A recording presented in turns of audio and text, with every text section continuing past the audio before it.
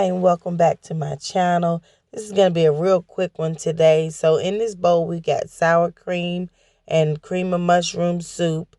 We're going to mix this together until it's well combined.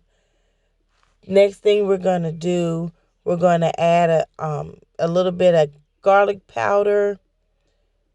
Then we're going to add some onion powder. And we're going to stir that up. Next thing you want to do is add a pack of ham flavoring. This is by Goya. It's called ham flavoring, or JAMON. It's kind of chunky, but you kind of break it up and sprinkle it in there. And if there's some chunks left over, don't worry, they will dissolve on their own after a few minutes. So next thing you want to do is take your chicken breasts. They can be frozen, they can be thawed, it doesn't matter. This is a very easy recipe, but you want to take your sour cream mixture and just spread it over your chicken.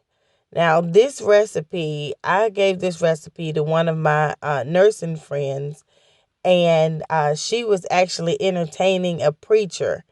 And next thing you know, I was getting a wedding invitation, and he loved her recipes. She and I used to share recipes all the time at work. Well, not really share recipes because she was not all that great a cook. But anyway, we're going to cover the top of this with bacon strips.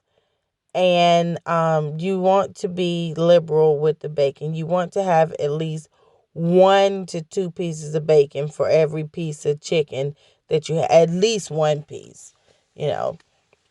Okay, so once we finish covering this with the bacon strips, we are going to place it in a preheated oven at 400 degrees for 40 minutes uncovered. Now, this is going to brown the bacon and cook the chicken. You can serve it with mashed potatoes. Don't make fun of my salad. I'm working on my weight, so this is just some spinach I threw together. Thank you guys for joining us. And as always, like, comment, and subscribe. You all have a blessed day.